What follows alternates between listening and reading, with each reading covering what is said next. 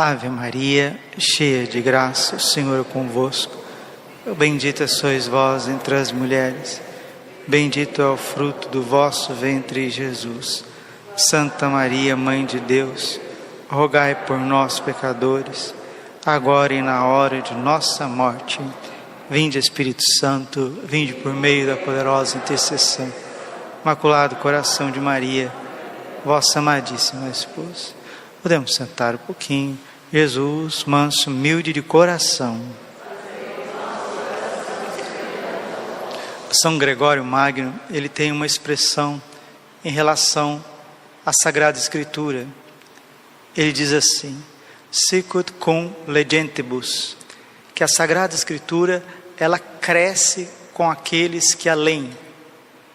É aquela experiência que a gente faz de voltar no mesmo trecho da Bíblia, que a gente já leu 100 vezes, 200 vezes, que a gente já ouviu 1000 vezes, e naquele dia tem algo novo para você.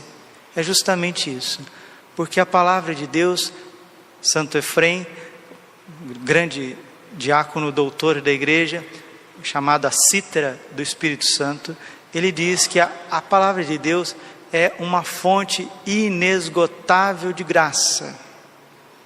Então, como que nós precisamos deixar Jesus falar conosco na Bíblia, na Lexio Divina, no estudo da palavra? E sempre nós vamos colher algo novo para a nossa vida. João 17, 24. A gente passa e não percebe a profundidade. É um diálogo que Jesus está tendo com o Pai. Não sei se você percebeu ainda, a missa, a Santa Missa, é um diálogo de Cristo com o Pai. Todo missal está organizado desta forma. É a oração do Cristo cabeça, né? Enquanto rezamos o terço, os fiéis rezam o terço, os fiéis fazem as suas preces, as suas devoções. É o corpo místico de Cristo, que é a igreja, que reza, unido, sim, a cabeça que é Cristo, o único mediador entre Deus e os homens. Isso tem uma força extraordinária. No entanto, a Santa Missa não depende de ninguém. Se não tivesse nenhum fiel aqui na igreja e o padre estivesse aqui, a missa tem o mesmo valor, o mesmo valor. A missa com o padre celebrando só, sem o povo, e uma missa com 100.000 pessoas, uma missa com 3,5 milhões de pessoas, foi a missa mais populosa que eu já participei, foi na Jornada Mundial do Rio de Janeiro, 3,5 milhões de jovens. Então teve 3,5 milhões de jovens, então aquela missa foi a missa mais extraordinária da face da terra. Não. Um monge, um padre cartucho, lá na sua solidão, ele está oferecendo ao Pai o mesmo sacrifício de Jesus, o único e eterno sacrifício do Calvário, que se renova diante dos nossos altares pelo mistério da igreja. Então, a missa católica, a liturgia católica, é o Filho rezando ao Pai por todos nós. Por isso que o sacerdote, ele não é um personagem, né? Agora eu coloco umas roupas e estou aqui fazendo as vezes de Cristo. Não. O catecismo ensina, a teologia ensina. O sacerdote é ipsis Christus, ele é a pessoa de Cristo. Não só no momento que ele está celebrando a Santa Missa, mas também quando ele está atendendo confissões, quando ele está pregando. Então ele terminou as funções sagradas, agora ele pode, porque ele é humano, né? O padre também é humano, então agora ele pode descansar um pouquinho, deixar o ministério sacerdotal de lado. Jamais. No ano sacerdotal, o Papa Bento XVI recordou aos sacerdotes do mundo inteiro que o padre, ele é padre full time. É uma expressão em inglês, né? O tempo inteiro. Padre é padre o tempo inteiro, dormindo, fazendo caminhada, tomando café, trabalhando, vendo um filme, conversando, estando com os jovens, estando com as crianças, estando com as famílias, conversando com a sua mãe, conversando com o seu pai, conversando com as suas irmãs. Padre é ipsis Christus, um outro Cristo, a pessoa de Cristo. E por isso que nós temos a Santa Missa, por isso que nós podemos ouvir: isto é o meu corpo, este é o cálice do meu sangue. É Jesus quem está dizendo: isto é o meu corpo, tomai todos e comei, tomai todos e bebei. E essas coisas, que são os santos e tremendos mistérios que deveria fazer a gente ser homens e mulheres diferentes. Por que um São Felipe Neri, quando ia celebrar a Santa Missa, levitava 2 metros do chão? Por que o Padre Pio não conseguia pronunciar as palavras da consagração? Queimava como fogo nos seus lábios? Por que São João Maria Vianney tinha que parar muitas vezes a oração eucarística? Porque estava em soluços. É o mesmo amor de Deus, o mesmo. O amor de Deus é o mesmo para todos. Só que muitas vezes nós, coitadinho de nós, parece que nós estamos num invólucro. Falava sobre isso hoje de manhã. Nós estamos muito desconectados com a finalidade da nossa vida.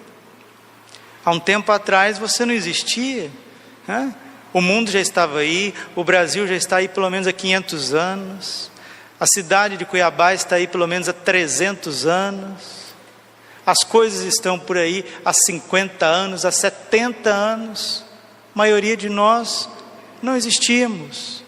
Deus nos chamou do nada, nos elegeu, nos sustenta agora numa bondade infinita, numa providência maravilhosa, e nos destina. Isso eu falei de manhã, mas volto a falar de novo, porque é muito bonito, é muito profundo, porque vai ajustando o foco da nossa alma. São Francisco de Sales, que toma isso no início da Filoteia, para colocar a meditação sobre a criação e a finalidade da nossa vida. E ele diz assim: olha todas as coisas, olha tudo que o teu olho pode enxergar, tudo aquilo que você pode enxergar, só o ser humano ele é destinado à eternidade. Só o ser humano é destinado a se unir a Deus, ver Deus face a face. E qual que é a desgraça? Nossa, que palavra feia, Padre. Sim, a desgraça é que nós temos uma vocação para um amor infinito, para uma felicidade infinita, e nós, porque não estamos ajustados com o nosso início, não estamos crendo na nossa finalidade, nos perdemos no meio de um monte de ninharias, no monte de, às vezes, até, olha, como diz o ditado, a palavra é do povo, num monte de porcarias, porcarias. Aqui em Cuiabá o povo fala porcaria com a boca cheia, porcarias. Nossa, um monte de sujeiras, de ninharias, de bestialidades. Mas eu não sou desses que fica aí agarrado a essas coisas mais não, Padre. Olha, graças a Deus, em nome do nosso Senhor Jesus Cristo, Rei do Universo, eu estou na graça, eu estou na luz. Então tá bom, você saiu do mundão, você saiu lá de uma vida longe da igreja, agora você está na igreja, está tudo resolvido? É assim que nós vamos morrer, do jeito que nós estamos aqui agora? Não, Deus tem muito mais para nós. João 17, 24. Pai, aqueles que me deste, quero que estejam comigo onde eu estiver, para que eles contemplem a minha glória, glória que tu me deste, porque me amaste antes da fundação do universo. O amor, ele é eterno, entendeu? O amor é eterno. Se você já amou alguma vez na sua vida, se você já amou, você deseja que o amor seja eterno. Essa é a experiência do amor verdadeiro. Se você realmente ama a sua mãe, você quer ver ela por toda a eternidade. Se você realmente ama o seu pai, você não quer perder o seu pai. Você ama os seus filhos? Se você ama os seus filhos, eu não posso perder os meus filhos. Por isso que a morte, ela é uma agressão à humanidade. A morte nunca esteve no plano de Deus. Mas Deus é tão maravilhoso que Ele permite a morte. Isso quem diz é Santo Ambrósio, outro doutor da igreja, que batizou nada menos do que Santo Agostinho, um outro gigante, doutor da igreja. E Santo Ambrósio, falando da morte, ele tem um trecho belíssimo, que ele comenta sobre os novíssimos, e o Papa Bento XVI, na sua encíclica sobre a esperança, Salvos pela Esperança, Spe Salvi, ele vai citar Santo Ambrósio de Milão.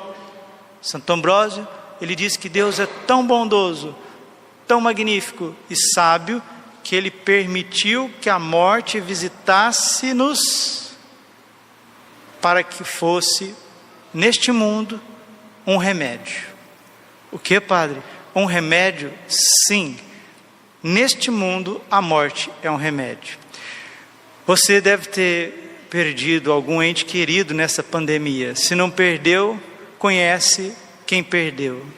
Saiba que essas pessoas que foram colhidas pela pandemia, se estavam em Cristo, se eram batizados, se eram crismados, se confessavam, se comungavam, se meditavam sobre as coisas de Deus, receberam um grande presente, porque a morte é um remédio, nos ensina o Papa Bento XVI, citando um grande santo da igreja, Santo Ambrósio.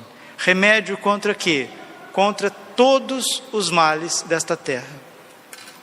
A morte nos aparta de tantas coisas, inclusive do pecado.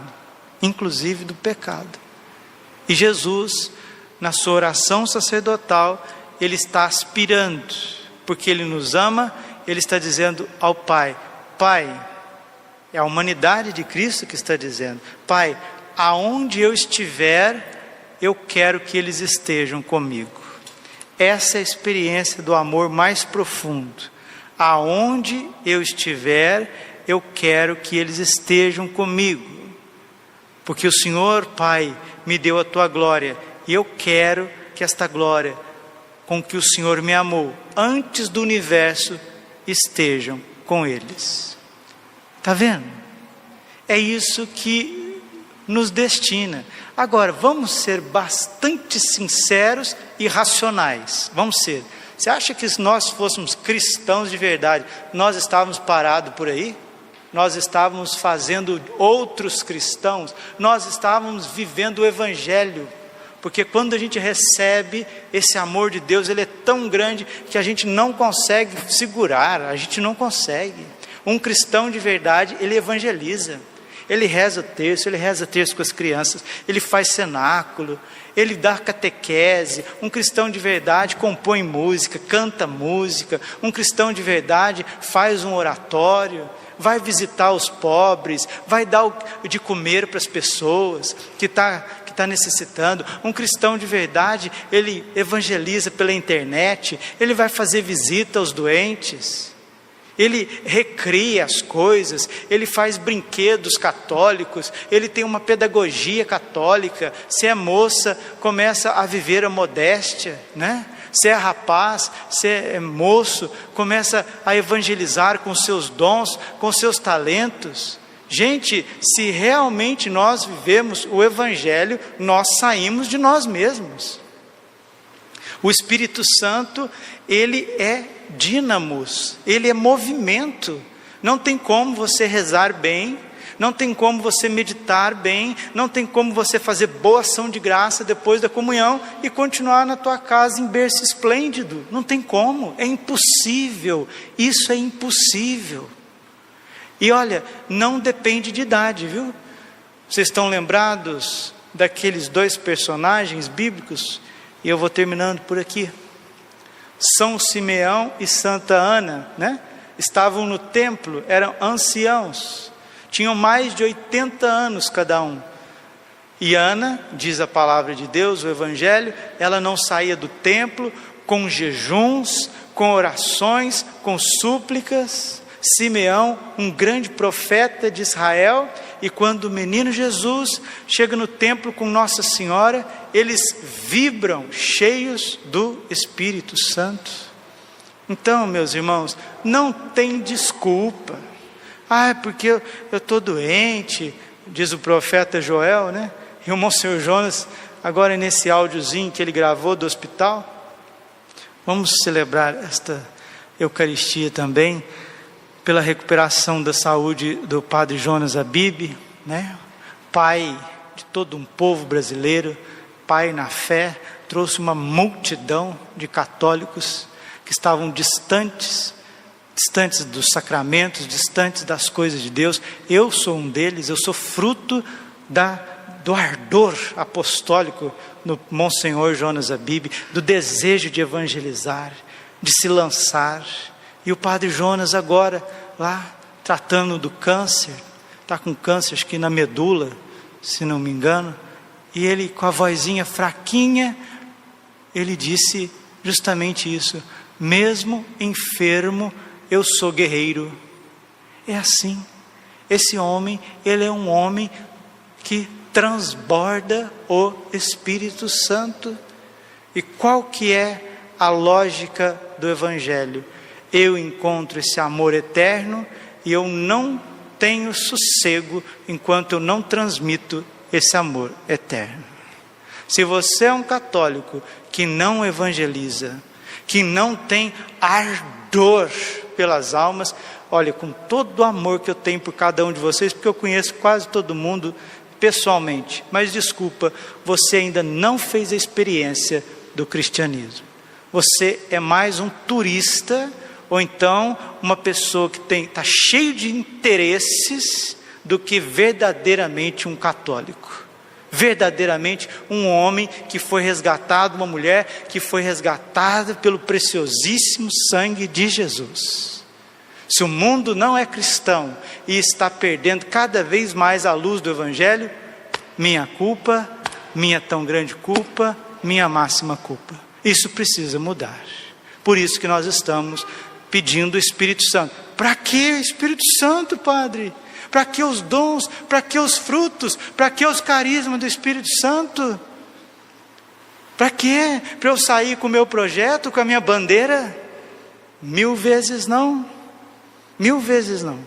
O Espírito Santo vem como fogo consumir, destruir, pulverizar o nosso pecado, nossas misérias, nossos egoísmos, nossas loucuras, nossas fantasias, nossas veleidades, nossas preguiças, nossas omissões. Vem como fogo abrasador, queimando tudo isso, e como uma água viva, trazendo vida nova, restaurando tudo. É isso que Jesus está dizendo. A eternidade está diante de nós. Agora você tem que fazer uma coisinha só um pouquinho, só o que lhe cabe. Só que, se a gente não sair do WhatsApp, não vai ter jeito, né? Se a gente não ficar lá com preguiça, rolando para lá e para cá, não vai ter jeito. Se eu ficar só pensando em contas, no meu profissional, não sei o quê, não tem jeito, não é isso, meu Deus, não é isso. Não é isso. Pai, que eles sejam um, como tu e eu somos um, que eles sejam um, na força do Espírito Santo, para que o mundo creia. A Igreja Católica, ela é lumen gentium, ela é luz do mundo. Mas se a luz é colocada debaixo da cama, e se o sal perde seu sabor, não serve para nada. O sal que perdeu o sabor vai ser pisado pelos homens. A luz que é colocada debaixo da mesa, debaixo da cama, ela apaga. Vós sois o sal da terra, vós sois a luz do mundo. Mateus 5,14. Que a vossa luz brilhe diante dos homens, brilhe, queima, arda diante dos homens. Glória ao Pai, ao Filho e Espírito Santo, como era no princípio, agora e sempre. Coração imaculado de Maria, confiança, saúde e vitória.